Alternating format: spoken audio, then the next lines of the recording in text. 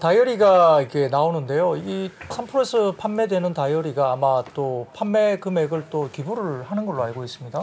부장님도 나온 것 같은데요, 좀 전에 보니까 그죠? 제가요? 네, 아닌가? 예, 뭐, 예, 앞쪽에 이게 네. 제 사진과 함께 약간 뭐 좋은 이야기들 그리고 사인도 들어가 있으니까 몇 월이세요? 모르겠습니다. 저는 뭐 저도 물건을 아직 못 봤어요. 아, 진짜 아직? 예, 예. 네. 이렇게 뭐 이렇게 쓰기만 했는데요. 멘트만 쓰기만 했는데 저도 아직 못 받아봤습니다. 저기 있네, 저기 앞에. 네. 예. 그러니까 뭐 하여튼 뭐 경기가 좀 안 좋아서 어느 정도 어떻게 팔릴지 모르겠지만 또 좋은 일에 쓸 수 있는 부분이니까 좋습니다. 저희가 또 한번 십시일반 뭐 저도 또 매입을 해보겠습니다. 예, 오늘 뭐 좀 전에 이제 저희가 시장 이야기를 좀 드렸지만은 이제 그 다음 지금 모실 분은 심층 인터뷰 시간에서 이게 시장에 대한 어떤 경제적인 큰 흐름에 대해서 좀 더 심도 있게 뎁스 있는 이야기를 좀 해주실 분을 모셨습니다. 저도 처음 뵙는 분인데요. 또 경제학 쪽에서 또 굉장히 어떤 뭐라 그럴까 깊이 있는 말씀을 또 해주실 수 있는 분을 저희가 모셨는데요. 오늘 오신 분은 서강대학교 경제학부의 허준영 교수님을 모셨습니다. 네, 반갑습니다. 안녕하세요. 교수님, 그러니까 우리가 저는 그냥 교수님 이렇게라는 어떤 직함을 받으면 네. 조금 연세도 있으실 것 같고 또 그런 느낌이 좀 있는데 생각보다 의외로 굉장히 젊어 보이셔가지고요. 아주 부럽습니다. 네, 사실 고등학교 때 얼굴이 이 얼굴입니다. 그래서 네. 나이를 좀 늦게 천천히 먹고 있습니다. 네, 그러시군요. 네. 저는 또 개인적으로 또 처음 뵙기도 했고요. 네네. 또 이 자리에서 또 저희가 또 뵙는 것도 처음이라 네네. 또 어떤 질문을 어떻게 할지 모르겠지만 네네. 어떤 시장의 뭐 주식시장보다는 어쨌든 경제적인 전반에 대한 네네네. 어떤 흐름이나 그림들을 좀 여쭙고자 합니다. 우선 뭐 이렇게 교수님의 연구 분야가 이제 거시경제학, 그다음에 통화, 재정정책 뭐 이런 걸로 제가 알고 있고요. 또 응용 계량 경제학 굉장히 어렵습니다. 뭐 이렇게 저도 대학 다닐 때 이게 뭐 계량 경제학 이게 하면 머리가 네네. 막 복잡해지거든요. 네네네. 그런 것들을 이제 하신 분인데 뭐 일단은 조금 엉뚱한 질문이긴 하지만 네네. 개인적으로 주식 투자 하십니까? 네, 저는 전혀 안 하고요. 예. 네, 그리고 시대에 좀 뒤떨어진 사람인 것 같긴 한데요. 네. 그래서 제가 주식 투자 안 한다고 말씀을 드리면 보통 하시는 말씀이 금수저 아니야라고 말씀을 많이 하세요. 근데 사실은 금수저여서 안 하는 네. 건 아니고요. 네. 해야 됨에도 불구하고 사실은 경제학자들이 원래 하는 게 그 효용을 극대화하는 걸 네. 경제학자들이 하잖아요. 네. 그 저의 효용을 극대화하는 저만의 방식인 거죠. 뭐냐면 주식 투자를 함으로써 제가 시간이나 이런 것들이 되게 많이 뭔가 거기에 신경을 써야 되잖아요. 네. 예. 거기서 오는 코스트가 너무 클 것 같아서 그것보다는 그냥 당분간은 제 일이나 열심히 하자라는 생각으로 안 하고 있습니다. 이번 기회에 그냥 계량 투자, 쿼트 투자를 하시는 게 어떻겠습니까? 저 좀 좋은 거 좀 알려주십시오. 이따 끝나고. 나중에 또. 네, 알겠습니다. 그러니까 뭐 통계학이나 이런 것들이 또 약간 응용될 수도 있는 거죠. 좀 뭐. 쿼트가 사실 뭐 통계니까요. 네, 사실. 네, 그런 거기 그죠. 때문에 또 상당히 좀 좋은 또 이제 또 이렇게 재빨리 또 영업을 제가 네, 쿼트 투자. 책 이름도 또 이야기를 한번 해주셔야죠. 어떤 그렇죠. 책을? 쿼트 투자 무작정 따라. 네. 굉장히 훌륭한 책입니다. 저도 네. 무작정 따라하는 거 그렇죠. 굉장히 잘하는데요. 네, 한번 베스트셀러입니다. 네네네네. 알겠습니다. 알려주셔서 감사합니다. 네. 물론 이제 그럼 주식을 안 하시지만 이제 아무래도 이게 주식 투자자들이 많이 보는 프로그램이잖아요. 네네네네. 그래서 이제 9월 말에는 야 2,000이 깨진다 이제 이런 말까지 나왔는데 네네. 결국은 2,000이 안 깨지고 2,150에서 반등을 해서 이제 네네. 2,400대까지 지금 네네. 올라갔죠. 네네. 사실 뭐 그 경기가 뭐 대단히 나아지거나 그런 것 같지는 않은데 네네. 왜 이렇게 주가가 올랐을까요? 결국은 지금 저희가 보고 있는 세상에서의 이 사단이 난 이유를 생각해 보면 물가가 너무 올랐고요. 그것 때문에 미국 금리가 올라가고 있고요. 네. 이것이 사실은 이제 굉장한 문제잖아요. 모든 문제의 근원 어떻게 보면 시작점인데요. 제가 보니까 그건 것 같더라고요. 금리 인상 속도 조절, 미국의 금리 인상 속도 조절에 대한 기대감이 아마 가장 큰 팩터가 아닐까라고 생각이 들어요. 그러니까 미국 금리 인상이 꺾이는 게 보통 두 가지 중에 하나일 거라고 사람들이 생각을 했거든요. 하나는 물가가 조금 잡히는 시그널이 보이거나 네. 또 하나는 미국 경기가 망가지는 게 보이거나 네. 둘 중에 하나 보이면 뭐 사실 금리가 올라가는 게 어느 정도 막아질 수밖에 없는 상황인데 그런 면에서 봤을 때 최근 들어서는 이제 요 11월 바로 전까지는 이러다가 미국 경기 둔화가 굉장히 심하게 오는 거 아니야라는 걱정 때문에 금리 속도 조절 기대감이 좀 있었던 것 같고요. 네. 11월 들어오면서는 저번 주에 저희가 뭐 어떻게 보면 좋은 소식이 나왔지 않습니까? 미국 CPI가 생각보다 좋게 나왔고요. 이번 주에 생산자 물가도 미국의 생산자 물가 생각보다 좋게 나와서 그런 것들 때문에 이제 미국의 금리 인상이 좀 속도 조절 이제 끝이 좀 보이는 게 아닌가라는 생각 때문에 아무래도 많이 올라가는 게 있는 것 같고요.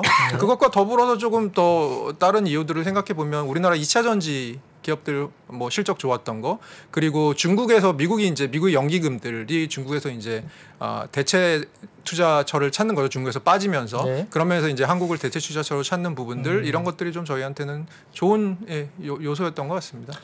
이제 지금 내년의 화두는 이제 경기 침체란 이제 단어가 화두가 될 것 같은데 이제 일반적으로 첫 번째 질문은 그 침체면 얼마나 깊을 것인가 또 얼마나 길 것인가의 그런 문제이고 또 상황으로 보면 물가는 높고 금리도 높은데 성장은 저성장이고 그래서 상당히 좀 복합적인 위기에 빠져 있으면서 뭐 어느 분야가 또 터질 것인가를 많이 이제 고민을 하게 될 것 같고 미국 시장 같은 경우는 일부 이제 시장에서 보는 뭐 월스트리트에서 좀 이야기하는 것들은 이제 뭐 상업용 오피스라든지 대형몰, 그 다음에 개인 간의 뭐 P2P 대출 이런 쪽에서 혹시 좀 리스크가 좀 오지 않을까 뭐 그런 이야기도 사실 들리고 국내 같은 경우도 금리가 너무 올라가면 이제 부동산 시장도 영향이 있을 수 있고 개인적인 어떤 가처분 소득이 빠질 수 있잖아요. 이 복합적인 위기 부분을 어떻게 좀 진단하고 계신지요? 네, 당연히 저는 사실 올해보다는 내년이 더 어려울 거라고 보는 편이고요. 네. 그리고 뭐 제가 최근에 이제 그 IB 쪽에 계신 외국계 IB 쪽에 계신 분들이나 네. 외국 그 헤드쿼터에 계신 분들이랑 얘기를 좀 해보면 미국에 대한 뷰는 우선은 경기 둔화가 오긴 할 건데 네. 그 굉장히 심하게 오진 않고 마일드하게 좀 오래 갈 것이다. 그래서 뭐 한 5분기 정도 가지 않을까 뭐 이런 얘기들이 좀 많이 있는 네. 것 같고요. 네. 그래서 사실은 이제 저희가 걱정하는 미국이 갑자기 꺾이는 게 아닌가 그런 것들에 대한 걱정은 저도 조금 덜 하고 있는데 최근에 미국 경기 보면 실업률 같은 경우도 사실 3.7% 이렇게 굉장히 잘 나오지 않습니까? 네. 이게 사실 네. 완전 고용 그렇죠. 수준인데요. 네. 네. 그러니까 그 여담으로 최근에 그 미국 전직 그 페드에서 일하셨고 페드에 최근에 방문을 하시고 오신 교수님한테 들은 얘기인데 그분도 전 궁금해서 여쭤보셨대요. 아니 너네 이렇게 금리 올리는데 왜 이렇게 실업률은 안 올라가고 경기가 이렇게 생각보다 안 꺾이냐? 네. 이유가 뭐냐 그랬더니 답이 우리도 모르겠는데 라는 게 답이었답니다. 사실은 그래서 네. 지금 저희가 이 살고 있는 세상 바로 이전에 뭐가 있었냐라고 생각해 보면 지금 인플레이션의 세상 바로 이전에 뭐가 있었냐 생각해 보니까 코로나 같은 것들이 있었고요. 사실 네. 그것은 저희가 한 번도 경험해 보지 맞습니다. 못한 새로운 어떤 사태잖아요.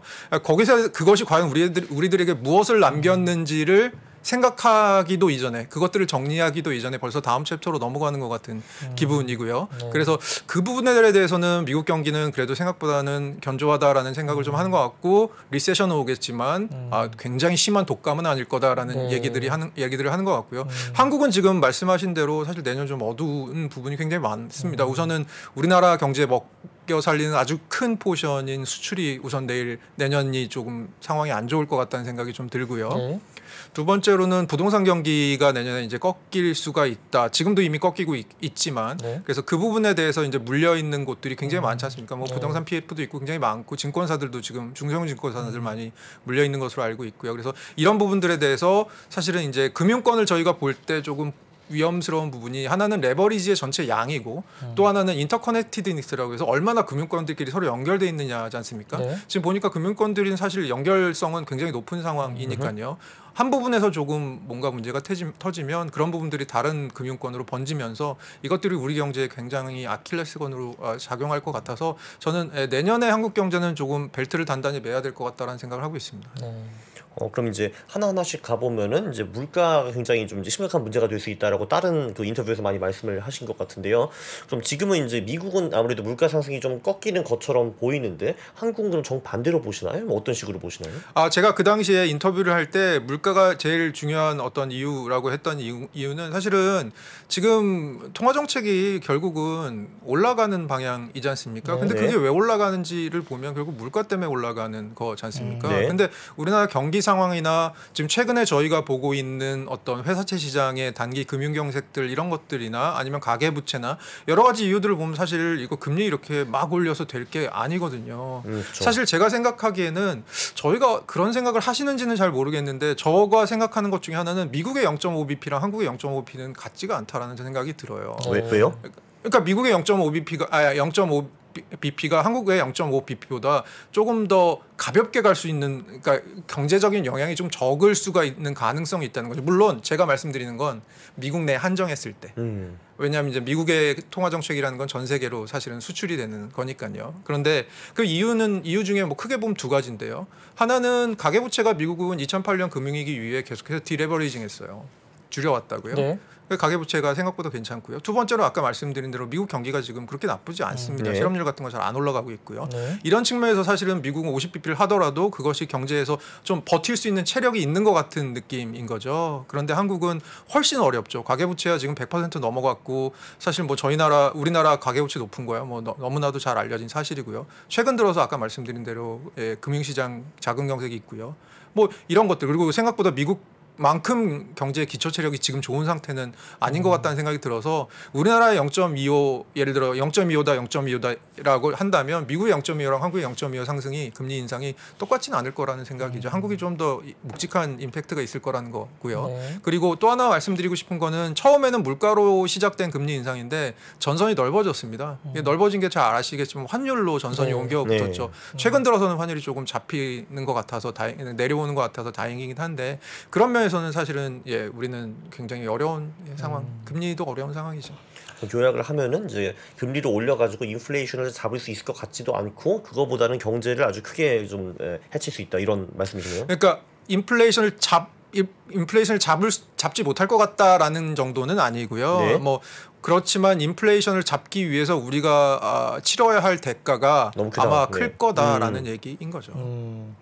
그 실제 이제 이번에 10월 CPI 발표가 생각보다 좀 그래도 컨센서스보다 훨씬 확 떨어지니까 시장의 성격이 확 바뀌었단 말이에요. 네. 그거 하나 보고. 네. 그리고 이제 그다음 관련해서 추세에 관련된 이슈가 있는데 이 물가 정점론이 많긴 하지만 그래도 뭐 임금 상승도 아직까지는 좀 견조한 것 같고 그다음에 중국의 뭐 비철금속 반등이라든지 일부 이제 원자재도 다시 한번 조금 튀어오르는 듯한 느낌도 사실 듭니다. 그러다 보니까 여러 가지 부분에서 마지막 FOMC가 남아있는데 여기에서 뭐 얼마를 올리냐의 사실 문제보다는 어떤 이야기가 어떤 뉘앙스로 뭐 어제 같은 경우는 블라드가 블라드 했다는 거잖아요. 뭐 최대 7%까지 금리를 올려야 된다 이렇게까지 이야기를 할 정도였으니까 이 마지막 FOMC 분위기는 좀 어떻게 흘러갈 것을 혹시 뭐 개인적인 어떤 뭐 전망이 있으신지요? 네, 제가 생각하기엔 0.5일 것 같고요. 네. 근데 이제 지금 말씀하신 대로 0.5를 하면서 어떤 메시지를 주느냐. 근데 제가 생각하기에는 이제 지금까지 4번 연속 6월부터 0.75를 해왔지 않습니까? 네. 그래서 마지막에는 0.5를 하면서 우리가 그렇다고 해서 속도 조절을 하거나 피봇을 하거나 이런 것은 아니고 내년에도 우리는 데이터를 한 번 좋은 데이터를 본 것으로 사실은 우리는 안심하진 않는다라는 메시지를 줄 것 같고요. 그런 면에서 뭐 추후에 내년 상반기까지는 시장에서도 지금 예상하는 것처럼 우리는 물가 잡으러 갈 거다라는 메시지를 줄 것 같아요. 그러니까 0.5를 하면서 메시지는 확실히 물가를 잡겠다라는 메시지는 여전히 계속해서 울림을 줄 것 같다는 생각이 들고요. 뭐 그럴 수 있는 체력이라고 믿는 것 같고요. 네, 그런 것 같습니다. 근데 이런 우려는 좀 있습니다. 예를 들어서 뭐 주택 관련된 뭐 이렇게 데이터가 일부 패드가 이제 인용하는 데이터들이 한 3개월 정도 전에 것들을 이제 갖고 와서 지표 후행적인 패드의 입장을 이제 정책을 펴잖아요. 그러니까 이게 시기가 좀 안 맞을 수도 있다. 그리고 이제 그런 것들 때문에 과한 금리 인상이 오히려 뭐 경기를 또 이렇게 스크래치를 너무 세게 내서 이게 생채기가 너무 크게 날 수 있다. 이런 우려도 사실 있을 수가 있거든요. 그런 거는 분명히 저는 있을 것 같아요. 근데 이제 두 가지 생각 정도가 드는 게 하나는 저도 이제 패드에서 인턴을 한 4개월 정도 했었는데 그때부터 보니까 사실 전 세계에서 가장 많은 경제에 대한 인포메이션을 가진 곳 중에 하나인 것 같아요. 그래서 패드에서 3개월 정도 레그가 있는 데이터를 본다. 그럼 다른 데에서도 대충 그런 데이터, 비슷한 데이터들을 보고 판단을 할 수밖에 없는 상황이 아닐까. 물론 시장에서는 더 업투데이트된 최신 데이터를 보실 수도 있을 것 같지만 패드의 장점은 결과적으로 시장의 어떤 특정 부분만 본다는 것이 아니고 경제 전체를 본다는 부분에서의 장점인 거죠. 그래서 그런 생각이 이제 하나 있을 수 있고요. 또 하나는 패드의 스탠스인데요. 이 스탠스는 어쨌든 간에 우리는 조금 망가지는 거 있을 수 있다. 우리 그거 모르는 거 아니다. 우리 그거 감내하겠다. 감수하겠다. 그러니까 아까 말씀드린 대로 벨트 단단히 매라. 라는 게 지금 패드의 입장인 것 같거든요. 그런 의미에서는 사실은 뭐 패드가 우선은 실수할 수 있다. 뭐 인정하죠. 그리고 또 하나는 잘못하는 부분이 있을 수도 있다. 많은 분들이 얘기하시는 거 뭐 인정합니다. 하지만 지금과 같은 길을 당분간은 갈 것 같다라는 생각이고요. 패드가 얘기하는 사실은 그 인플레이션의 목표치는 2%인데요. 그걸로 돌아가겠다는 거잖아요. 근데 그걸로 돌아가려면 지금 인플레이션이 7.7%입니다. 네, 그래서 아직 갈 길이 멀다. 그래서 안심하긴 이르다라는 생각입니다. 그러면은 아무래도 한국은 미국이 금리를 올리니까 어쩔 수 없이 좀 같이 따라 올리는 그런 느낌이 확실히 좀 있는데 그 미국과 한국의 최종치는 어디 정도라고 보세요 지금? 제 생각에 미국은 우선은 이번에 0.5 올리면 4.5 상단입니다. 네. 그 다음에 내년에 한 뭐 0.5를 하든지 0.25를 하든지 그래서 제가 보기엔 제일 낙관적인 시나리오는 5.25 정도. 5.25 요? 네, 네. 네, 정도일 것 같고요. 혹은 그 이상일 수도 있을 것 같고요. 그거는 앞으로 나오는 숫자들에 좀 결정되는 것 같고요. 정말 7까지 갈 수도 있는 거네요, 이게. 7까지요? 근데 제가 생각하기에는 지금 누가 저한테 전재산 걸어라 혹은 네 손 뭐 그거 네. 걸어라라고 네. 하면 네. 저는 손까지. 7에다가 네. 베팅할 것 같지는 않아요. 그러니까 네. 사실은 이게 관성이라는 게 있고 저희가 생각을 할 때 뭔가 안 좋은 일이 벌어지기 시작하면 일단 그 안 좋은 일의 끝을 자꾸 생각하는 경향들이 좀 맞아요. 사람으로서 좀 있는 것 그렇죠. 같아요. 네. 그리고 그것을 상정하고 그것보다 좀 나은 게 나오면 와 하는 게 좀 있는 맞습니다. 것 같거든요. 네. 그래야지 저희는 어떻게 보면 살 수 있는 거잖아요. 네. 그래서 사실은 7이라는 거는 블라드 아까 총재 얘기 나와서 말씀인데 블라드 총재가 예전에 지금 인플레이션 파이터처럼 보이잖아요. 네. 예전에 제일 노비시 했던 분 중에 한 분이에요. 맞아요. 네. 그래서 왜 이렇게 변했어, 이 사람? 사람이 변할 수도 있는 거죠. 원래 매력이 있으려면 양극단에서 놀아야지 맞아요. 매력이 네. 있고 하긴 이게 그렇죠. 네. 어중간하면 매력이 없을 수가 있습니다. 조보잼이죠. 네. 네. 그래서 그분이 그렇게 얘기하시는 거는 어떻게 보면 그분의 본인이 예를 들어서 그 전체 판에서 갖고 있는 역할을 본인이 충실히 수행하시는 거라고 생각을 할 수도 있을 것 같고요. 물론 그분의 철학일 수도 있고요. 네. 사실 뭐 경고음을 계속 주는 거는 네. 시장이 그렇게 나쁘다고 생각은 들지 않은 것 네, 같아요. 네, 네. 뭐 너무 좋지 않은 상황인데 긍정적인 이야기만 계속 하다 보면 오히려 네. 더 망가질 수 있기 네, 네, 때문에 네. 오히려 좀 극단적으로 조금 이렇게 안 좋은 부분을 상정하면서 시장의 워딩을 계속적으로 주는 것이 네. 또 충격을 조금 완화시킬 수 있는 그런 역할도 저는 한다고 느껴지거든요. 네, 그렇고요. 네, 맞습니다. 네, 맞고요. 그리고 제 생각에는 금리 결정하시는 분이 여러분이시잖아요. 네. 그러니까 블라드 같은 분도 저희가 이제 점 높여 보면 점이 네. 여러 개 찍히잖아요. 그렇죠. 그러니까 점이 하나만 있는 상황이 아니니까 여러분들의 의견을 다 들어봐야 되는 거고 사실 그분들이 되게 버라이어티 하시잖아요. 네. 그런 게 있고요. 또 하나는 이제 우리나라 얘기를 하면 이번에 이제 3인데 네. 0.25를 올린다고 저는 생각을 하거든요. 네. 그래서 3.25가 된 다음에 뭐 제 생각에는 뭐 내년에 조금 더 올리려면 한 3.75까지 가지 않을까 시장에서도 많이 그렇게 생각하시는 것 같아요. 네네. 그러면 내년 상반기 중에 제가 생각하는 어떻게 피크를 한번 봤을 때는 미국은 5.25 정도일 거고 한국은 3.75 정도일 거니까 1.55 정도가 나을 것 같은 생각인데 이 1.5가 잘 아시겠지만 우리나라와 미국의 기준금리 폭에 역전됐을 때 최대치입니다.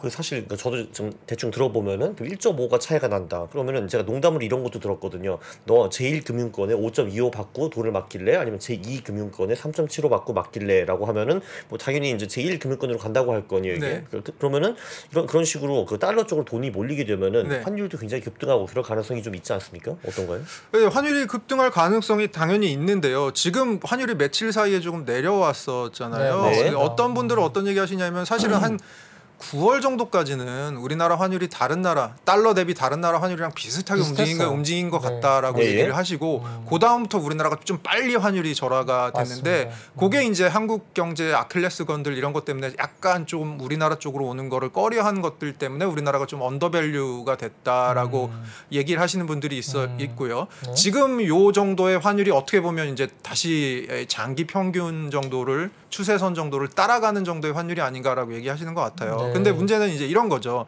제가 아까 말씀드린 걸로 돌아가야 되는데요. 앞으로 환율이 어떻게 될 거냐? 그러면 미국이 그건 어떻게 미국 금리가 어떻게 움직일 거냐? 어떤 사인을 주느냐? 뭐 이런 것에 달려 있을 가능성이 굉장히 가장 저희가 중요한 설명 변수가 될 것 같고요. 그렇다고 해서 미국이 무작정적으로 금리를 계속 그렇게 7%까지 올릴 수 있냐? 어느 순간에는 약간의 뉘앙스를 계속해서 줄 거고 스탑을 할 거고 장기적으로 이렇게 높은 수준에서 조금 가다가 서서히 내릴 것 같다는 거죠. 예를 들어 인플레이션이 서서히 꺾인다고 생각하면요. 네. 그러면 그쯤 되면 사실 터널에 중간밖에 안 왔지만 저희가 예를 들어 터널이 한 4km짜리 터널인데 2km 열심히 뛰어와서 이미 힘들어요. 땀나서 죽겠어요. 배도 고파요. 근데 저 끝에서 2km 바뀌지만 빛이 보인다. 빛이 이거죠. 보이면 네네. 그러면 또 저희는 생각을 달리할 수 있고 그것이 사실은 국제금융시장에서도 생각이 전환이 될 수가 있는 거고 어떻게 보면 그렇게 생각하면 환율에 대해서도 우리가 너무 비관적인 생각을 가지는 것은 조금 무리가 있지 않나. 하지만 여기서 중요한 거는 저희가 잘하는 걸 저희가 잘해야 되는 걸 잘해야 되고 저희가 실수하지 말아야 되는 걸 실수하지 말아야 되는 거 정책이나 여러 가지 관점에서 이게 있는 거죠. 그럼 한 1.5 정도 차이는 지금 이미 금융시장에 다 반영이 되었다라고 보면 될까요? 앞으로 얼추? 지금 1.5 차이가 안 나지만 네. 앞으로 1.5 차이가 예를 들어 난다고 하면 그 아마 미국의 연준이나 한국의 금리 결정하시는 한국은행 분들이 뭐 사실은 그 정도는 감안하고 하실 것 같고요. 견디지 못할 정도의 금리 차이를 방기하지는 저는 않을 것 같아요. 그거는 그냥 믿어주시면 좋지 않을까라는 생각이 듭니다. 믿습니다. 어떤 뭐 작가님은 극단적이라서 매력적이란 말들이 많네요. 그렇죠. 이제 뭐 어중간하면 재미없잖아요. 네. 네. 그 은행에서 이제 대출을 받아서 집도 구하고 뭐 주식 하시면서 레버리지 쓰시는 분도 많아서 이제 항상 리스크 관리를 좀 해야 될 것 같은데 특히 이제 주택 관련된 부분을 좀 생각해 보면 그 한은의 금융안정보호소에 따르면 사실 금리가 0.5% 정도 올라가면 이 가계당 이자 부담이 한 50만 원 정도 추가적으로 더 이제 부담이 많이 늘어난다고 합니다. 부채가 정말 많군요. 가게. 뭐 그렇게 되면 상당히 50만 좀 원이요. 위험해질 수 있죠. 그래서 이런 부담들 때문에 현재 이제 부담이 정말 커지고 있잖아요. 거기다 이제 자산 가치가 안 빠지면 또 다행인데 최근 같이 부동산 가격이 빠지면서 뭐 예를 들어서 예를 들어서 10원 하던 어떤 그게 뭐 7원, 8원 이렇게 떨어지면 나는 부채는 그대로이고 이자 부담 늘어나는데 기준 자산 가격이 떨어지니까 이게 이제 양쪽으로 이제 터지는 거잖아요. 순자산은 훅 줄어들고요. 그렇죠. 예, 그런 네. 고통이 좀 뒤따르고 있는데 네. 그 부분은 어떻게 보시나요? 당연히 그럴 것 같고요. 지금 보면 가장 고점, 최근 고점 대비 한 10% 정도 빠진데도 경기도는 이미 뭐 일부 지역은 있는 것 같고요. 네. 여러 가지 지표들을 보면 서울은 아직 그 정도는 아닌 것 같은데요. 네. 어쨌든 간에 지금 주담대는 8%에 육박하고 있는 상황이고요. 그럼 네. 사실은 5억을 주담대 내셨으면 1년에 4천만 원을 빚으로 갚으셔야 되는 거예요. 그러니까 한 달에 그 300 몇십만 원 거의 저희의 월급 한 분의 월급은 그냥 그렇죠. 결국 은행으로 날아가는 가죠. 거네요. 생활이 네. 안 되는 거잖아요. 예, 그 정도가 나오는 것 같아요. 근데 지금 그러면 이슈는 앞으로 더 빠질 거냐 아니면 지금이 일종의 뭐 안정화되는 추세냐라고 생각하면 아직도 사실 이 밸류에이션 측면에서 보면 저는 주택 가격이 약간 더 빠질 가능성이 있을 것 같아요. 그럼 저한테 여쭤보시겠죠. 약간 더가 얼마냐? 그럼 저는 고점에서 지금 빠진 것만큼 내년 1년 동안 빠질 것 같고요. 그 올해는 좀 빨리 빠진 것 같고 내년에 빨리 빠지는 속도가 조금 늦춰질 것 같기는 합니다. 근데 그렇게 생각하는 이유 왜 이렇게 그 밸류에이션이 그렇냐라고 생각해 보면 금리가 너무 높고요. 네. 예, 금리가 너무 높은 것이 결국 이제 아까 말씀드린 대로 이자 부담을 하는 부분, 좀 가중시키는 부분이 있고요. 주택 그 부담 지수 같은 거, 주택급이 부담 수준 같은 경우를 봐도 너무 높습니다. 너무 높아서 사실은 결국은 이거는 굉장히 지속적인 모델은 제가 보니까 아닌 것 같아요. 저희 주택 시장 보니까 가격이 되게 재밌다고 얘기하면 어폐가 있지만 좀 흥미로운 부분은 대선 그러니까 2020년하고 21년에 무슨 일이 있었는지 다 주택 시장에 무슨 일이 있었는지는 다 아시잖아요. 네. 그게 이제 대선 있기 전에 작년 11월부터 매물이 잠겼더라고요. 네. 그게 왜 잠겼는지를 설명하는 게 주택 하시는 분들은 그런 설명 많이 하시더라고요. 대선 불확실성 때문에 누가 될지 모르고 뭐 이런 것 그렇죠. 때문에 네. 그렇다라고 해서 네. 잠겼다가 대선 끝나고 나서 주택 시장 규제 완화 같은 것에 대한 기대감 때문에 약간 반짝, 주택 다 네. 반짝했다가 그때부터 이제 사실은 어떻게 보면 금리 팩터가 이제 저희 사례에 와닿기 시작하는 거죠. 네. 그때부터 그렇죠. 쭉 빠지게 된 것 같아요. 네.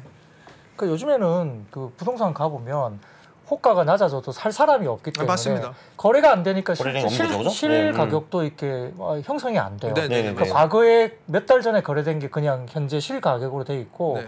실제 호가는 굉장히 많이 떨어져 있는데 살 사람이 없으니까 네. 떨어진 가격이 이제 뜨질 않는 뭐 그런 단지도 꽤 많은 것 네, 같더라고요. 맞습니다. 부동산이 원래 처음엔 거래량이 사라지고 그 다음에 가격이 빠지잖아요, 그죠? 네, 맞습니다. 네. 근데 지금은 뭐 내려도 사질 않으니까 네. 호가라는 그 자체가 어떤 단지는 아예 떨어지지 않는 호가로 그대로 있는 단지가 있는 거는 네네네네. 안 사기 때문에 그런 거예요. 호가는 떨어져 있는데. 네네. 제가 언제 회의에 한번 어디 뭐 들어갔었는데 지자체 뭐 이런데 회의에 한번 들어갔었는데 거기에 회의에 계신 분도 그 얘기를 하시더라고요. 집을 팔아야 되는데 이게 집이 안 나가서 걱정이라고. 그럼요. 예, 네, 근데 네. 사실 정책을 하시는 분들도 지금 그런 걱정 되게 와닿는 본인에게 와닿는 걱정이 된 것 네네네. 같아서 이미 물이 많이 들어차고 있는 것 같은 느낌입니다. 그래서 좀 더 어쨌든 빠질 것 같긴 한데, 근데 저는 근데 뭐 이렇게 굉장히 많이 빠지고 뭐 몇십 % 빠지고 보다는 올해 빠진 만큼 내년 1년 동안 서서히 빠지지 않을까라고 보고 있는 편이에요. 네.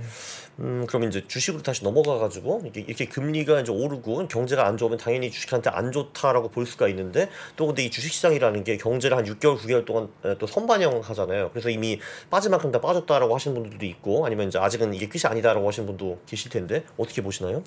사실은 주식은 지금 그 금리가 주식에 영향을 미치는 채널을 보면 사실은 어떻게 보면 환율 채널이 되게 큰 것 같거든요. 결국 예. 이제 우리나라 환율이 빠지면 결국 거기서 이제 외국 투자자들 입장에서는 조금 그 수익률이 빠지는 부분이 본인의 통화로 바꿀 때 수익률이 이제 네. 빠지는 부분이 있으니까 뭐 그런 부분이 클 것 같은데요. 올 한 해를 우선 보면 주식 시장은 그 유출이더라고요, 자금이. 맞아요. 네. 그리고 채권 시장은 유입이고요. 그게 두 시장이 되게 다르던데 보면 이제 앞으로 그럼 어떻게 될 거냐? 그러면 제가 아까 금리차 말씀드린 거를 그대로 그냥 해서 생각하면 금리차 한 1.5% 정도 내년 초반부에 나타날 거고요. 네. 그리고 미국이 거기서 만약에 5.25 정도에서 이제 우리 슬슬 여기 고정시켜 놨다가 앞으로 좀 이제 슬슬 낮추겠다.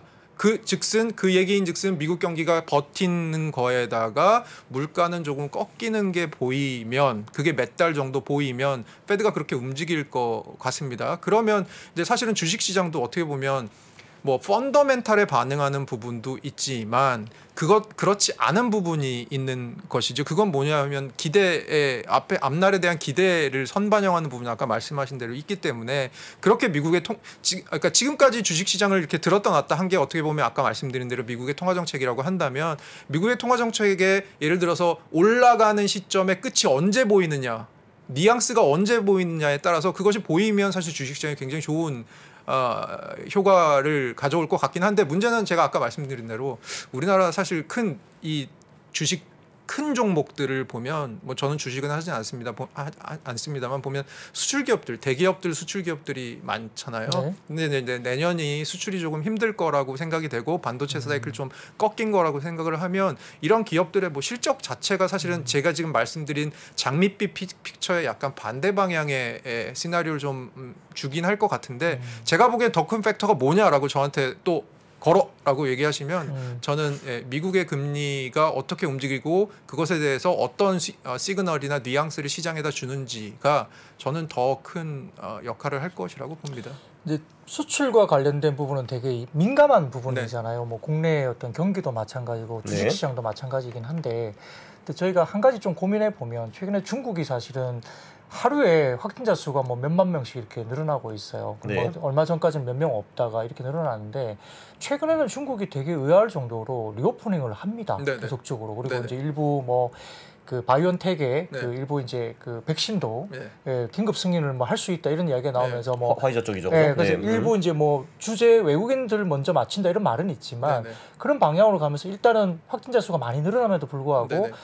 정책적인 방향은 굉장히 리오프닝으로 가고 있는 느낌이 네. 들죠. 네. 그러다 보니까 만약에 중국이 좀 힘든 과정을 거치면서라도 리오프닝 한다는 전제 조건이라면 수출과 관련된 기본적인 펀더멘탈이 우리의 어떤 환경적으로는 그래도 좀 너무 비관적으로만 생각할 건 아니지 않을까? 왜냐하면 중국과 관련된 우리의 어떤 비중이 또 크기 때문에 그런 부분들은 중국의 변수가 좀 있지 않을까? 그 생각도 할 수 있지 않을까요? 네, 맞습니다. 네. 제가 저번 주에 뭐 한국은행이랑 한국경제학회라는 곳에서 하는 이제 컨퍼런스가 굉장히 국제 컨퍼런스가 열렸었는데 네. 거기에 이제 전임 중국 그 금통위원분 지금은 이제 베이징 대학 교수님이신 분이 이제 화상으로 이제 줌으로 그러니까 토론을 하시는 걸 제가 들었는데 네. 그분이 얘기하시는 게 올해가 중국 경제가 당분간에 있어서는 제일 어두울 때였다라고 보통 보시더라고요. 네. 그리고 내년부터는 뭐 코로나 리오프닝도 있고 여러 가지 이슈 그리고 정부에서 이제 시진핑 주석 사면임 확정되고 이런 것들 때문에 이제 드라이브 걸 거고 뭐 이런 것들 얘기를 하면서 내년에 중국 경제는 올해보다 나아질 거고 뭐 지금 사실 중국은 5% 경제 성장을 나오면 별로 좋아하는 나라가 아니잖아요. 전 세계에서 네. 5% 나오면 난리인데. 네. 그런데 중국은 5%보다 더 높게 내년은 조금 올라갈 수 있지 않을까라고. 물론 그분의 개인적인 의견이지만 그분이 이제 발표하시는 걸 제가 몇 년 동안 이렇게 봐왔거든요. 네. 근데 그분의 말씀이 꽤 설득력이 있으신 것 같았어요. 그래서 그분 얘기를 들어보면 내년 중국은 올해 중국보다는 좋을 거다. 그러면 지금 말씀하신 대로 사실 우리나라 수출의 40%가 중국인데 그럼 결국 이제 중국이 좀 나아지면 저희도 조금 수출이 트이는 부분이 제가 아까 말씀드린 어떤 부정적인 영향이 좀 감소되는 방향이 분명히 있을 수도 있을 것 같긴 하고요. 다만 이제 거기서 조금 저희가 긴 시기에서 보면 지금 미국하고 중국하고 이제 패권 다툼 이런 것들이 사실은 어떻게 향후에 전개될 거냐. 향후에 전개 방향이야 저희가 예측할 수 있지만 얼마나 빠른 속도로 전개될 것이냐, 혹은 생각보다 느린 속도로 전개될 것이냐 이런 부분들에 대한 이슈들은 분명히 남아 있을 것 같습니다.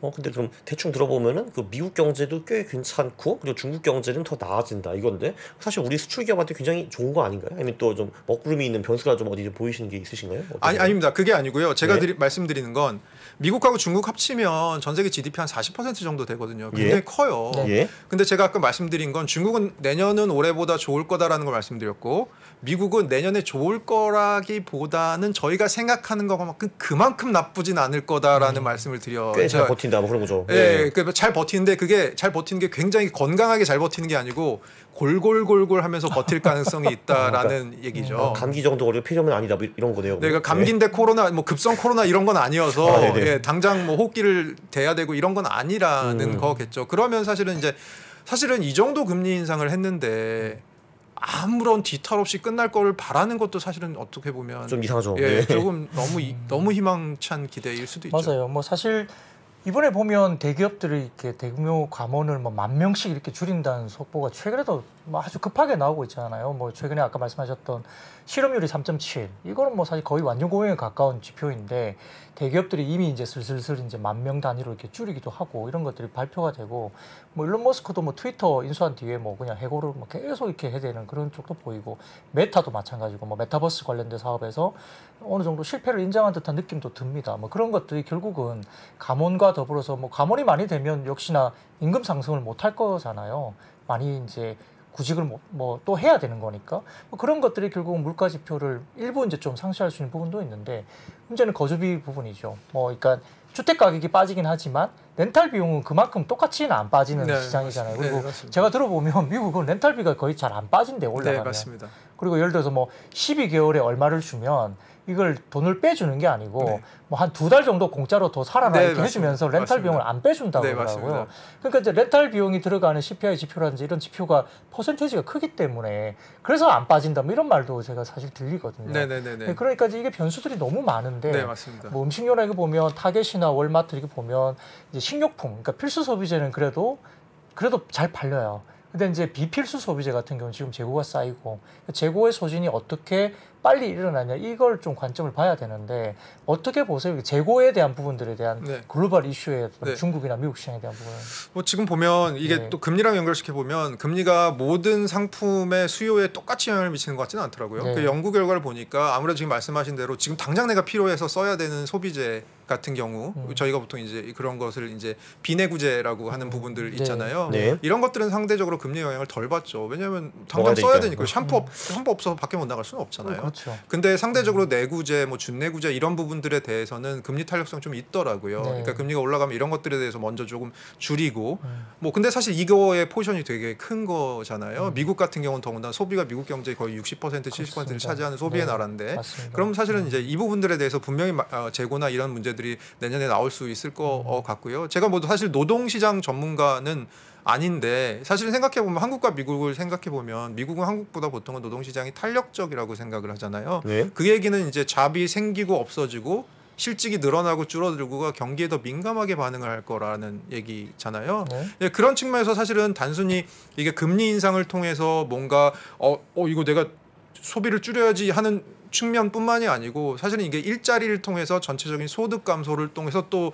소비를 줄이게 되는 부분도 분명히 저는 있을 것 같거든요. 네, 맞습니다. 이런 것들이 서로 맞물리면서 사실은 특히 내구재나 준내구재 쪽은 내년에 조금 재고 이슈들이 분명히 저는 있을 수 있을 것 같습니다.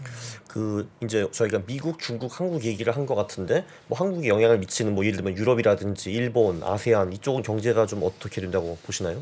아세안은 먼저 말씀드리면 전 세계에서 가장 젊은 시장인 것 같아요. 젊으면서도 덩치가 있는 시장. 네. 사실 GDP 전 세계 GDP 아세안을 합치면 한 4% 정도 되거든요. 한국이 몇 프로죠? 한 2% 되네?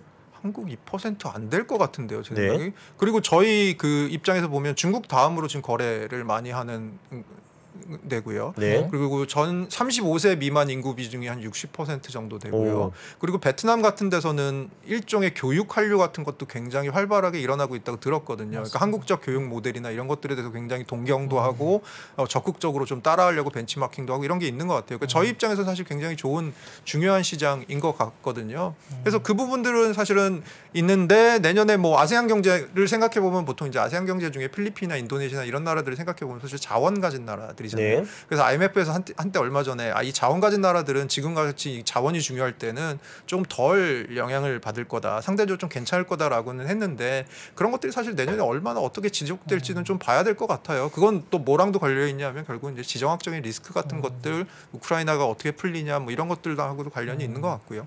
유로존은 지금 물가 때문에 난리입니다. 네. 물가 때문에 난리인데 미국이 아까 말씀드린 대로 7.7%라고 했는데 지금 뭐 영국 10%, 뭐 독일 뭐 9. 몇 %, 장난 아닌 상황이거든요. 근데 문제는 겨울이에요. 겨울을 잘 버텨야 되는 거죠. 왜냐하면 천연가스나 이런 것들이 필요할 때가 겨울이니까요. 그래서 올 겨울 어떻게 버티냐. 그래서 내년 초에 어떤 숫자들이 나오느냐에 따라서 사실 유로존도 조금 경제가 조금 향방이 가름이 될 것 같은데 사실 이제 그런 면에서 유럽중앙은행이 어려운 부분 중에 하나는 그 멤버 컨트리들이 너무 이질적인 거죠. 독일처럼 펀더멘탈이 괜찮은 나라도 있는데 불구하고 반대쪽에서는 국가 부채가 되게 많아서 이거 금리 탄력성 되게 높은 나라들도 있고 사실 유럽중앙은행이 어느 이 찬물과 뜨거운 물 중에 어디에 맞춰서 이게 행동을 해야 될지도 되게 어려운 시점이거든요. 유럽 경제는 조금 올겨울 어떻게 나는지 좀 봐야 될 것 같습니다. 겨울이 좀 따뜻하대요. 그건 좀 그 뉴스인 것 같습니다. 아, 그럼 다행이죠. 이번에 겨울이 추웠다면 천연가스라든지 그쪽은 그렇죠. 그 동남은 큰일 나거든요. 네. 좀 독일 같은 데서 지금 한 천연가스 이런 게 한 2배, 3배 값이 올라와 있고 네. 그래서 19도 이상은 때우지 말아라 이런 말도 좀 나오더라고요. 맞습니다. 네. 근데 이제 시장을 보면은 이제 지금 확실히 이제 전쟁 이후에 네. 과거로 회귀하는 게 좀 어려운 것 같다는 생각이 네. 들어요. 왜냐하면 이제 이 전 세계가 굉장히 효율적인 네. 어떤 그 움직임이 들어왔거든요. 왜냐하면 이제 중국이라는 저 이제 임금의 노동력을 이용해서 효율적인 어떤 글로벌 공장 역할을 하면서 각자 잘하는 분야에서 싼 값에 어떤 부분들을 이제 글로벌리 공급을 해왔다면 전쟁 때문에 이제는 이제 뭐 온쇼어로 이제 다 이제 우리 땅에서 해야 된다. 뭐 그건 미국도 마찬가지고. 거죠. 예. 네, 네. 과거처럼 이렇게 그 다시 돌아가서 뭐 중국이 그런 어떤 공장 역할을 해주는 게 이제는 아니고 우리 땅에서 다 해야 돼. 우리가 자급자족을 해야 되기 때문에 전반적인 어떤 생산비가 기본적으로 생산의 어떤 비용이 올라가면서 이게 가격들이 빠지기가 또 그런 부분에서도 쉽지 않고 전쟁이 만약에 종전이 된다 하더라도 빨리 그게 옛날처럼 돌아가는 것은 좀 어렵다. 이렇게 본다면 이제 이게 가격 프라이스 부분에서는 상당히 좀 떨어지기도 힘든 어떤 요소가 될 수 있지 않습니까? 네, 맞습니다. 지금 말씀하신 대로 어떻게 보면 제가 뭐 짧은 저희 인생 경험을 통해서 느낀 세계화라고 하는 건 결국 모토가 철학이 아니 뭐 다 상관없고 제일 싼 데서 제일 효율적으로 생산해서 싸게 팔면 좋은 거야. 그래서 이익 제일 많이 나면 좋은 거야라는 게 가장 뭐 제 식대로 저렴하게 소화한 세계화의 버전이거든요. 네. 예, 근데 사실은 이제 지금은 말씀하신 대로 그것과 반대되는 방향으로 가고 있는 거죠. 근데 제 생각에는 그거 진짜 그럴 거 가능성이 굉장히 농후할 것 같아요. 이게 지금 미국이 하는 거 보면 결국 중국 빼고 하겠다는 거잖아요. 네. 그럼 이제 블록 경제로 다시 돌아갈 거고 예전과 같이 가장 효율적으로 저비용으로 생산하는 시스템에서 아무래도 조금 더 고비용으로 가는 시스템으로 바뀔 수 있을 것 같아요. 그렇게 보면 결국은 우리가 한동안 사실은 2008년 글로벌 금융위기 터지고 나서 저희 사실 저금리 시대에 살았잖아요. 지금 제 수업을 듣는 학생들이 최근 들어서는 생각이 좀 바뀌었는데 그 학생들의 디폴트 생각은 왜 빚을 안 지냐라는 생각들이 되게 많은 것 같아요. 왜냐하면 이렇게 유동성이 풍부하고 이렇게 차입 비용이 낮은데 당연히 빚을 져서 레버리지를 삼아서 뭔가를 해야지라고 하는 생각들이 굉장히 많은 것 같아요. 근데 지금은 딱 반대의 세상이 몇 개월 사이에 돼버렸잖아요. 근데 그러면 앞으로 향후에 이 인플레이션 국면이 조금 잦아들면 예를 들어서 2%까지는 안 가더라도 3%대 후반대 인플레이션까지 내려가는 지금으로부터 좀 벗어나는 기미가 보이는 세상이 오면 어떤 세상이 될까? 그 위의 세상은 그럼 이전처럼 아마 물가가 안 떨어질 수도 있습니다. 그러니까 물가가 예전처럼 막 0. 몇 1 이런 데서 노는 게 아니고 훨씬 그것보다 높은 수준. 페드나 뭐 모든 대부분의 중앙은행들이 생각하는 2% 정도의 타겟보다는 높은 수준에서 세상이 흘러갈 수도 있을 것 같거든요. 그러면 이제 금리도 그것에 따라서 높은 수준으로 유지가 될 거라는 거죠. 그럼 이전에 저희가 살았던 2008년 이후에 코로나까지의 그 세상과는 어떻게 보면 딱 부호가 뒤집힌 세상에서 이제 살게 될 가능성도 굉장히 큰 거죠. 그 레이 달리오도 최근에 이제 지금까지는 인플레이션이 주로 뭐 1%, 2% 이 정도였는데 이제 한 4%, 5% 정도로 고착되고 그것도 심지어 베스트 시나리오 그 정도일 것이다. 그거를 더 올라갈 수도 있다. 그런 말을 했는데 어느 정도 동의하십니까? 어떤가요? 그러면? 네, 저는 4%, 5%라는 거는 동의를 그렇게 할 수는 없는데 근데 이전과는 아까 말씀드린 대로 이전과는 2% 밑에서 놀았던 인플레이션이 놀았던 이전의 세상과는 좀 다른 인플레이션이 추세적으로 2%보다 훨씬 높은 쪽에서 움직이는 세상이 될 가능성이 높다라는 생각이 드는 거죠. 그러면 우리가 이제 좀 약간 펀더멘탈로 가서 페드가 물가 목표 2%를 조정을 할 가능성은 없을까요? 그거 요즘 금기어입니다. 그러니까요. 네, 그거 굉장히 금기어입니다. 어려운 그거 이야기인데. 금기어고 그 말은 감히 하면 안 되는 건가요? 그 말은 특히 중앙은행과 관련 있는 분들은 그런 얘기를 할 수가 없습니다. 그러니까 3% 이렇게 하면 안 되는 거예요? 예, 그러니까 여기에서만 할 수 있겠죠. 여긴 3% TV죠 정도 하는 거지. 절대 뭐 3%가 이런 거 얘기는 쉽게 할 수 있는 얘기는 아닌 것 같고요. 결국 이제 2%의 물가 목표가 사실 어떻게 보면 현재로 보면 되게 진짜 뭐 안 될 것 같다는 느낌이 들 정도의 환경이 돼버리니까 그러면 페드가 그걸 계속 고수할 수 있을까? 근데 이제 또 그걸 고수하지 못하고 올려버린 순간 그것도 또 굉장히 안 좋은. 네네네, 그렇죠. 왜냐하면 네. 말씀하신 게 저도 동의하는 부분은 중앙은행이라는 곳은 전 세계 어디에 있건 간에 어느 네. 중앙은행이건 간에 기본적으로 약간은 보수적으로 운용을 하는 특성을 가지고 있다고 저는 생각이 되는데요. 그런 면에서 사실 중앙은행이 늦게 예를 들어 3%로 올려야 된다고 하더라도 네. 저는 조금 뒤늦게 움직일 가능성, 버티다 움직일 가능성이 있는데 그랬을 땐 사실은 이미 지금 저희가 인플레이션이 템포러리하다고 생각했던 것처럼 사실은 그때 가서는 그것이 어떤 약간 부정적인 파장을 갖고 올 수 있을지도 사실 좀 걱정된 부분이 있는데요. 지금은 3% 인플레이션 타겟은 생각하지 않으셔도 될 것 같습니다. 당분간 그것이 뭐 1, 2년 안에 벌어질 것 같은 그 정도의 생각은 아닙니다. 네. 사실 뭐 금융 불안 지수가 이제 뭐 위기 단계까지 올라왔고 이게 뭐 사실 좀 쉽지 않을 것 같아요. 뭐 우리가 이제 느끼고 있는 것들은 아직은 조금 뭐 모르겠습니다. 뭐 생활하면서 저도 이제 당장 뭐 엄청나게 뭐 어렵다, 뭐 그렇죠. 진짜 너무 힘들어서 이제 어떨지 모르겠다 이 정도는 아니긴 하지만 뭔가 긴축되고 있는 느낌도 사실 들고 그러다 보니까 이제 센티적으로도 소비도 줄이게 되고 막 이렇게 힘들어지잖아요. 그러니까 내년 정도에 정말 이렇게 어떤 부분들이 정말 우리가 좀 봐야 되는 팩터, 그러니까 이런 것들이 좀 벌어졌을 때 우리가 정말 조심해야 될 것 같은 어떤 몇 가지 팩터는 좀 있을까요? 제 생각에는 우선 부동산 경기 아까 관련돼서 잠깐 말씀드린 부분에 있어서 부동산 TF, 그다음에 부동산 TF와 연관돼 있는 뭐 소형, 중소형 증권사들이나 캐피탈사들이 아무래도 지금은 금융권 쪽에서는 제일 이제 취약한 부분, 연결고리 같아 보이고요.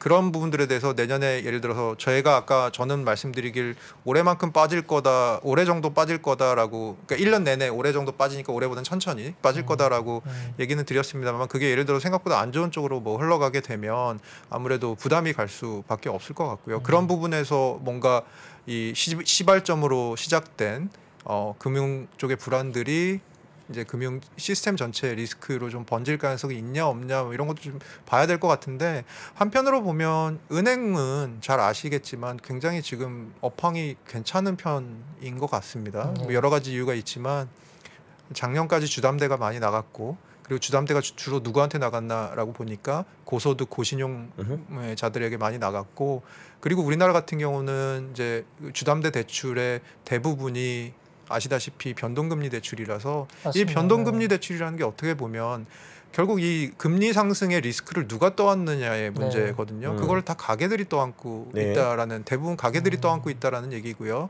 상대적으로 은행은 그런 면에서 조금 안정적으로 운영을 해온 것 같아서 그것이 뭐 좋냐 나쁘냐의 문제를 떠나서 제가 생각하기에 은행권 쪽은 지금 안정적인 것 같아요. 그래서 제가 보기에는 조금 위험한 쪽은 조금 내년에 좀 저희가 좀 눈을 잘 뜨고 봐야 될 부분은 그쪽이 조금 아닐까라는 생각이 들고요. 당장 뭐 그런 쪽 걱정을 하시는 분들도 계세요. 예를 들어 가계부채들이 연체 뭐 경매가 나오고 연체가 늘어나고 이런 것들이 어떤 금융권의 부실로 단순히 이게 안 좋은 그 자체로 안 좋은 영향을 하죠. 예를 들어서 소비를 제약하고 당장 내가 소비할 수 있는 게 줄어드는 건 굉장히 안 좋은 개별 차주의 입장에서 굉장히 안 좋은 일인데 그것을 넘어서 이제 이게 거시적인 관점에서 시스템 리스크로 전이될 거냐라고 보면 제가 아까 말씀드린 대로 은행 쪽에 대출들이 많이 나가 있고 물론 뭐 제2금융권도 좀 있긴 합니다만 그 부분들에 대해서는 은행권이 좀 지금 건강한 편이다라고 생각을 하면 그런 쪽에서의 어떤 리스크는 오히려 가계부채 쪽은 지금 약간 그것보다는 회사발, 회사채 관련된 이쪽이 좀 저희가 주시해야 될 부분 같습니다. 그럼 시스테믹 리스크가 국내는 그렇고 해외에서는 혹시 뭐 보이는 아킬레스건 이런 데 혹시 좀 있으신가요? 뭐 미국은 건강하지만 딴 데는 다 망하고 있다 이런 말 많이 들리잖아요 요즘.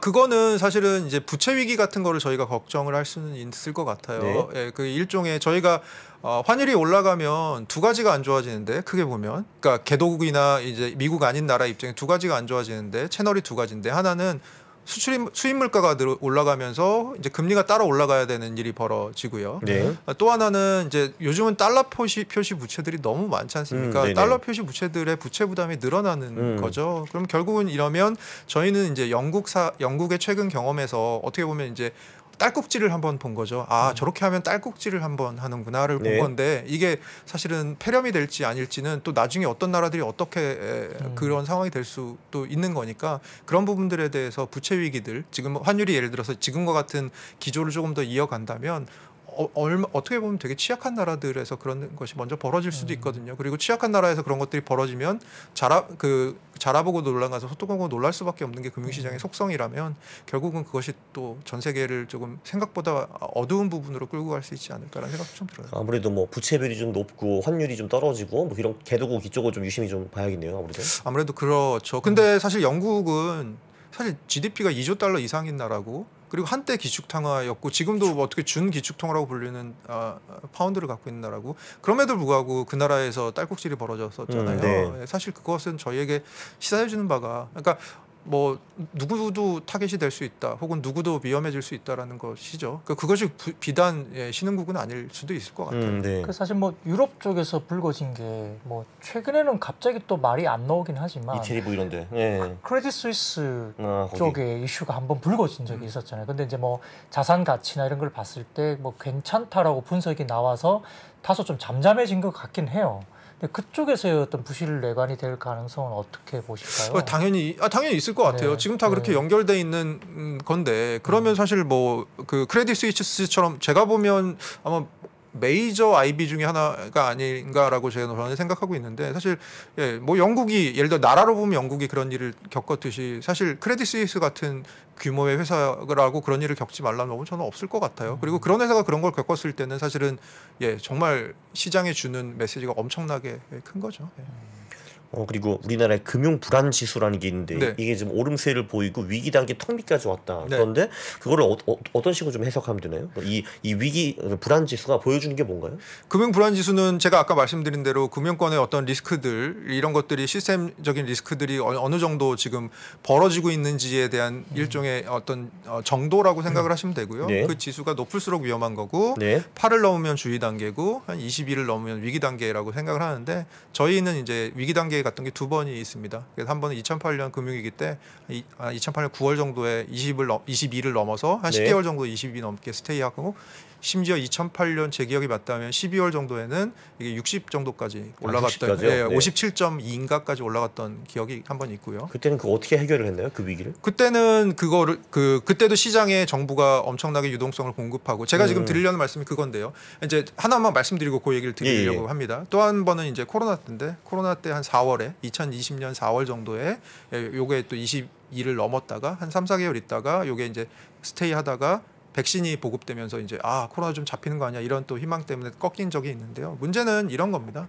코로나 때나 2008년 때랑 지금이 그럼 비슷하냐 다르냐 비슷한 점도 있고 다른 점도 있는데요. 저는 좀 다른 점에 주목하고 싶은 건 그때는 모드가 무슨 모드였냐면 물가가 올라가서 금리가 올라간 모드가 아니고요. 그때는 그 얘기인즉슨 물가가 상대적으로 낮았기 때문에 금리를 낮출 수 있는 여력이 있었죠. 생각해 보면 미국도 제로 금리로 갔었고요. 2008년이나 코로나 때도요.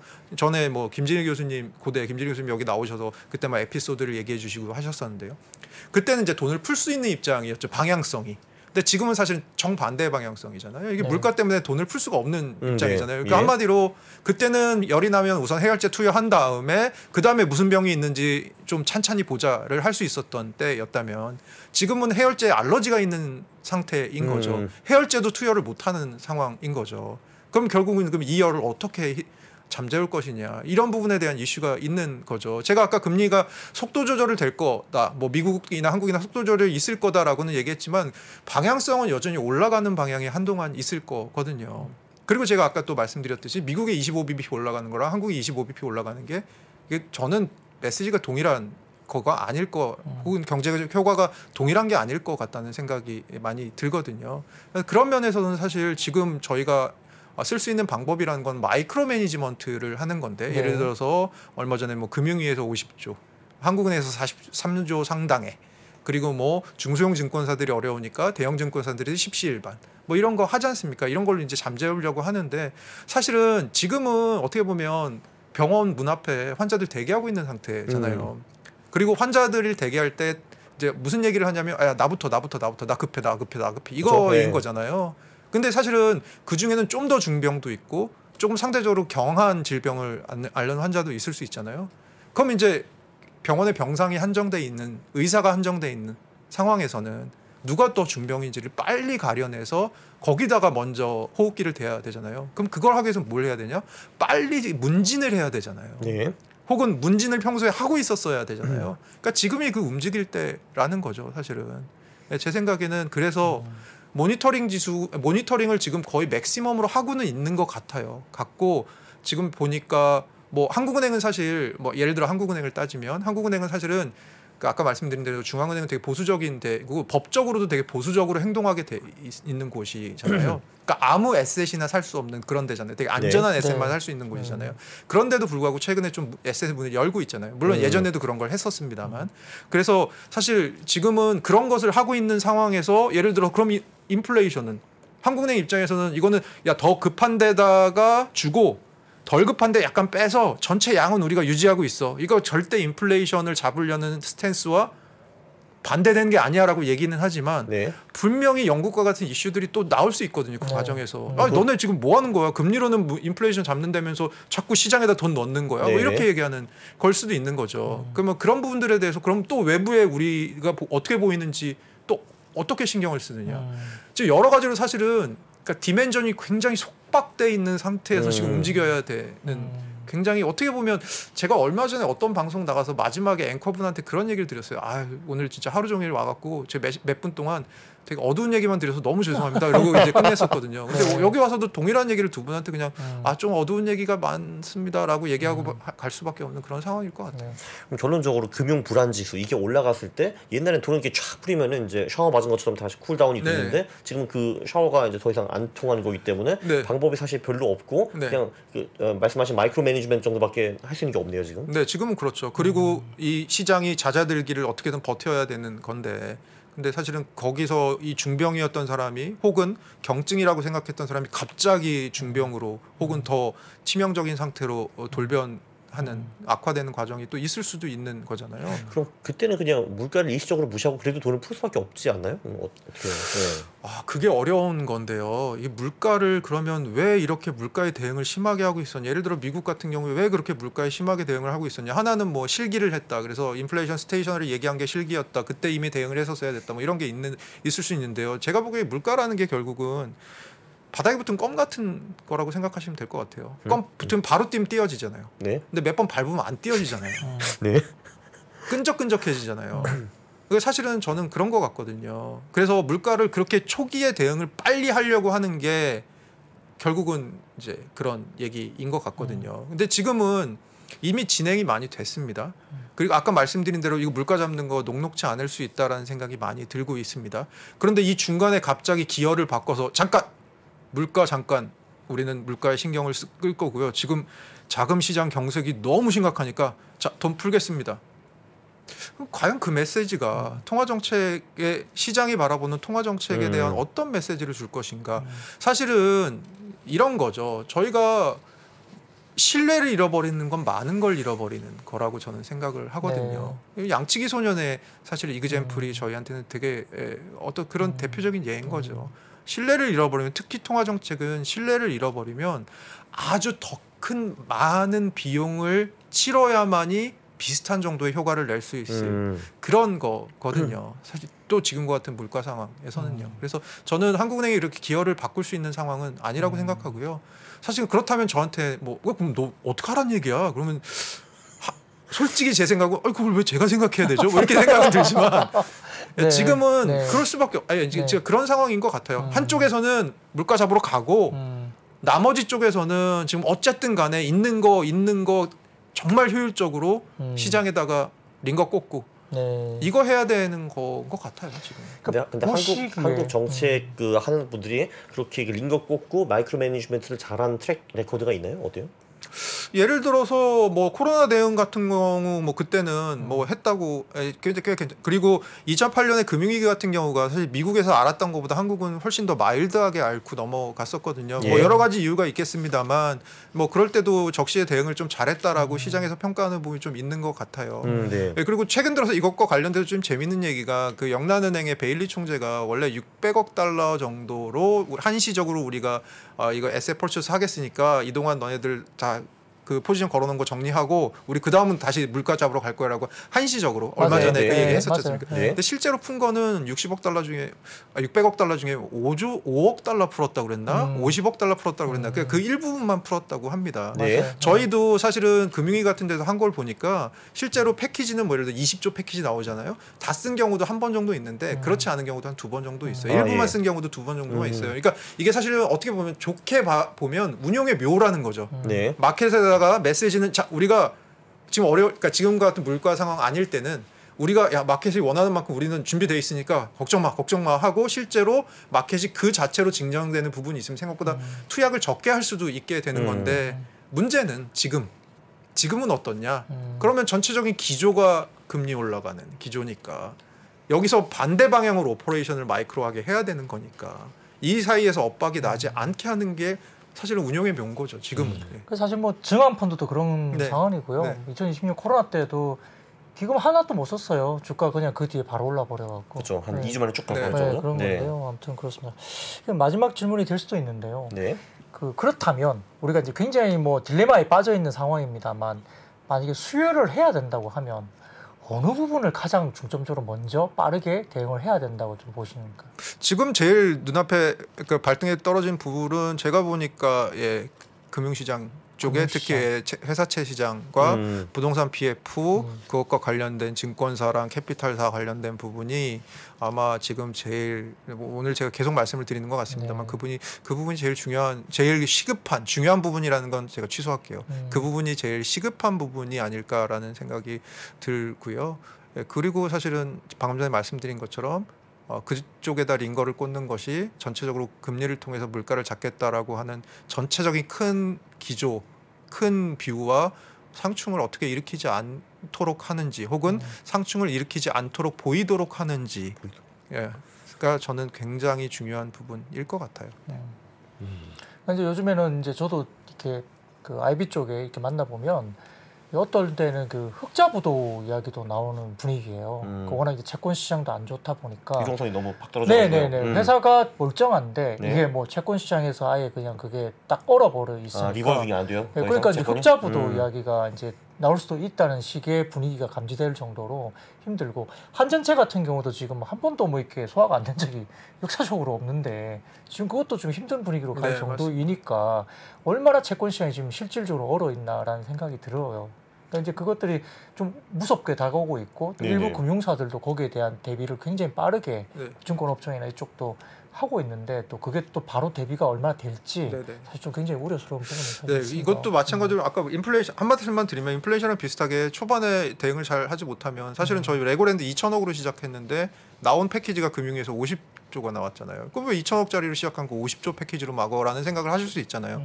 그만큼 사실은 어떻게 보면 타이밍이 중요해요. 그러니까 불안은 감염되게 돼 있잖아요. 공포는 네네네, 감염되게 돼 있고 사실 그 공포라는 것이 금융시장을 움직이는 아주 중요한 맞아요. 동인이잖아요. 네. 맞습니다. 그러니까 결국은 그 부분들에 대해서 시적절하게 대응을 해야 되는 부분이 하나 있다라는 거고 또 하나는 제가 최근에 그 이쪽 실제 업계 쪽에 계시는 분하고 얘기를 해보니까 정부에서 이런 정책들을 해서 뭐 좋아진 거랑 아직도 좋아지지 않은 게 하나씩 있다고 말씀하시는 게 좋아진 거는 전에 소화 안 되던 물량들은 조금 회사채 같은 건 소화되는 조금 더 소화가 되는 분위기다라는 얘기를 하시면서 그럼에도 불구하고 아직 개선되지 않은 것은 그렇다고 해서 차입 비용이 낮아지는 건 낮아지는 느낌은 아직 못 받고 있다 이런 얘기를 하거든요. 그 얘기인즉슨 사실 지금 꽂은 링거의 양이 충분하지 않을 수도 있다는 건데 그러면 이게 아까 말씀드린 더 자꾸 같은 얘기해서 죄송한데 전체적인 큰 판 금리 인상을 통해서 물가를 우선 잡겠다는 이 큰 판과 어떤 상충을 일으킬지 혹은 일으키지 않을지 그런 얘기가 있고요. 그래서 마지막으로 드리고 싶은 말씀은 최근에 더블 드레인이라는 현상에 대해서 이 경제학자들, 국제 경제학자들이 얘기를 하고 있더라고요. 그게 뭐냐면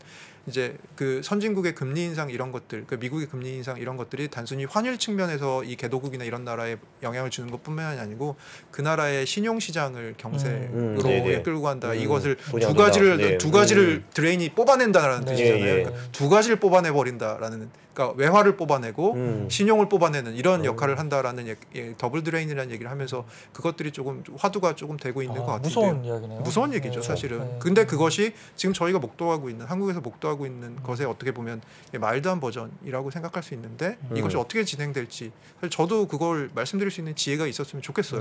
근데 아쉽게도 그런 지혜는 없습니다. 그러게 이게 한국은 어찌어찌 버텨도 딴 나라가 해도 문제가 심각해지면 우리한테 넘겨올 수가 있잖아요. 뭐 금융시장이라는 게 전이가 굉장히 빠를 수도 네. 있으니까요. 그 사실 개인적인 바람은 시스템적인 리스크로 전이가 안 됐으면 하는 뭐 그 바람이죠. 뭐 일부에 약간 터짐이 있더라도 뭐 감내할 부분은 분명히 있겠지만은 좀 두렵긴 합니다. 실제로. 알겠습니다. 뭐 1시간 정도 시간 중에 뭐 글로벌 경제나 어떤 뭐 기본적인 어떤 뭐 채권 시장 등등을 포함한 이런 것들 다 뭐 말하기는 좀 힘듭니다만 그래도 이제 큰 그림에서 이렇게 정상적으로 좀 되게 편하고 쉽게 또 이렇게 이해를 할 수 있게 또 말씀 주셔가지고요. 그 큰 흐름은 이렇게 저희가 충분히 이해를 할 수 있었고요. 또 굉장히 좀 어두운 이야기를 하신다고 말씀하셨지만은 저희 둘 얼굴이 또 워낙 해맑기 때문에 또 저희 나름대로도 잘 이렇게 극복을 할 수 있을 것 같습니다. 아무튼 힘든 시기에서도 이렇게 또 어느 정도 우리가 또 힘을 내고 극복할 수 있는 시간이 됐으면 좋겠고요. 오늘 오셔서 많은 이야기들을 또 이렇게 좀 재밌게 풀어주신 이 서강대학교 경제학부의 허준영 교수님 모셨고요. 다음 기회에도 한번 오셔서 또 좋은 이야기도 한번 또 할 수 있는 그런 시간을 좀 모셨으면 좋겠습니다. 오늘 감사합니다. 감사합니다. 감사합니다. 보시면 이제 다이어리가 떡상내를 다이어리가 들어 있습니다. 작년에 다이어리를 출시해 여러분과 함께 모은 다이어리 판매금을 청소년의 자립을 지원하는 데 전액 기부했었는데요. 올해도 2023년 다이어리와 함께 따뜻한 연말을 만들어 보려 합니다. 3프로TV 다이어리와 2023년의 시작을 이웃과 함께 나눠보시기 바랍니다. 자세한 구매 방법은 영상 하단 댓글을 확인해 주십시오.